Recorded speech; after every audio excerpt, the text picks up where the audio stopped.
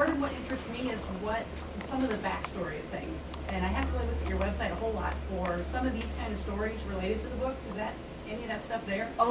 You know, it is there. We try to on the product page. If you look at Paizo.com, where we've got all these books available, and actually, I should plug. You can actually subscribe to the line, and we'll, you know, as each one comes out, it's bi-monthly, and we'll just send you another one, which is really kind of fun. Discount. Yeah. Oh, and there's a huge discount. 30% on the new ones. Yeah. 20% if you want to buy the old. Yeah. The older Yeah, so it's ones a that great we've deal. already printed. It's a bi-monthly line now, so you won't get backed up in your reading. Every other month, not Yeah. twice a month? Right. Yeah. Every other month. Yes. And like we say, everything's handpicked by the four of us. But you know, we try to on the product pages really talk about what makes the author significant. You know, a little bit about the introductions and whatnot. And we've, in the past, the Paizo blog has served to have a lot of these stories told.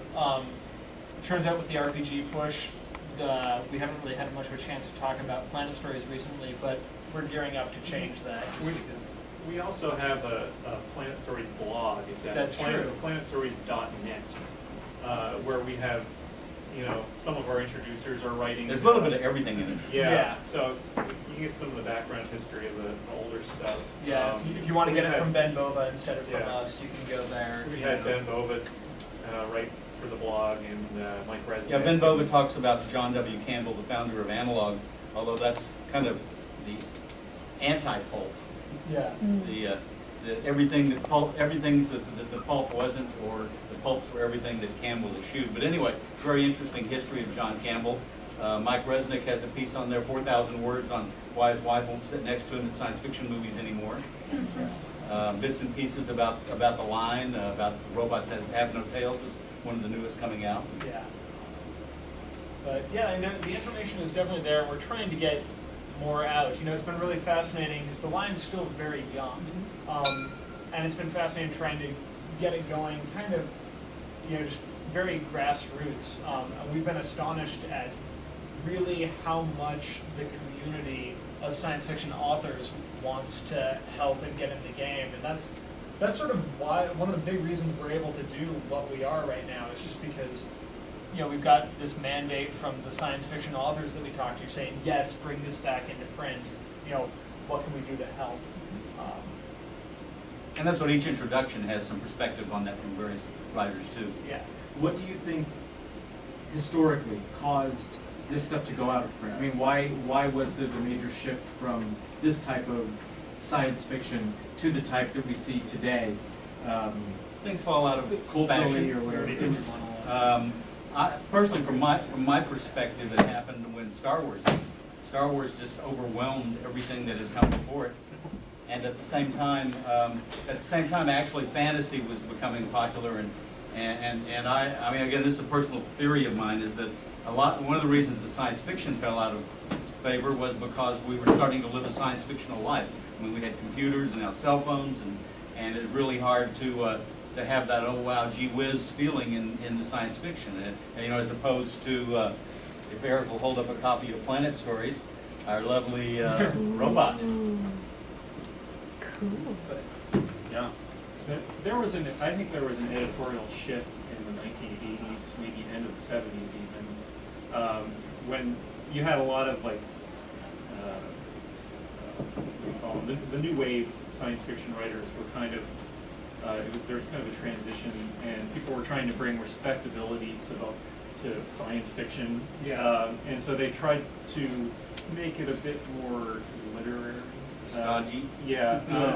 And I think that shift kind of stamped out some of the more fun, adventurous stuff, which a lot of people still want to read. And certainly the tendency to go for hard science fiction, like we talk about John W. Campbell and whatnot, and sort of that shift in a lot of the pulps towards the science fiction is only science extrapolated to, you know, 3 years from now, you know, very hard, concrete concepts, which is certainly a great branch of science fiction and, you know, SF in general, but it's not the only one, and that's, you know, one of the things that we've been trying to... And all the pulps fell out in the early 60s, and there really wasn't much of anything left except Analog. Asimov's had not come along yet. And I guess the only other magazine that's still around is fantasy and science fiction. So you didn't really get anything but John W. Campbell's point of view. Because I was a kid then, and all the what were still remaining of the pulps, like Amazing Stories, were mainly reprints of stories that Amazing had bought 30 years ago, and they didn't pay for them this time. Yeah. So you weren't really given an opportunity to read anything but John W. Campbell chosen stories. Mr. Polk, you have a... You want to jump in on anything? These are all John W. Campbell published stories. That's right. I mean, you know, I don't know what I've missed, but yeah. No, let me join in when I have Okay. something to say.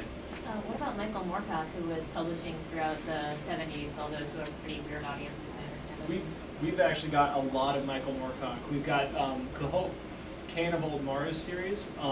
We've got those three, Those which are aren't now. been reprinted. So Those haven't been reprinted, I thought. yeah, but so we brought those back, and those are great.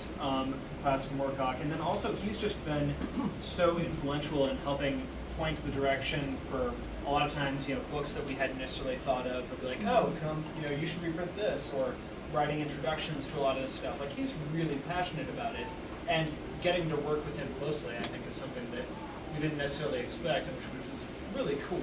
Yeah, he's become a great supporter. Yeah, I think that he first wrote the introduction to Secret of Sinharok by Lee Brackett, which was our 4th book.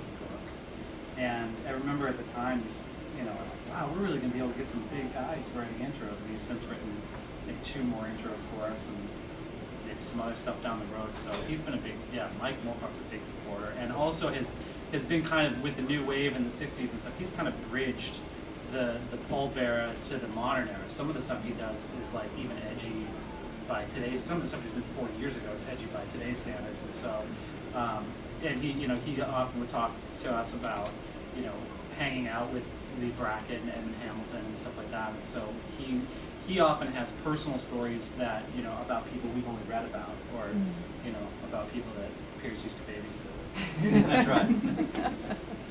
So yeah, Mike has been a huge supporter, and you'll be seeing a lot more from Mike in the future from us, for sure. Yes, we see him regularly, and he's still very much in love with what we're doing. He suggests other writers for us as well that we're looking at. So yeah, Mike is. We are 4 of Mike's greatest fans, and he's one of ours. Yeah, I don't know if you've talked much about other introducers. We've talked a little bit about, we've named a few of them, but talking about how, we've basically covered it. We've been all over the place. I didn't need to show up. We didn't talk about particular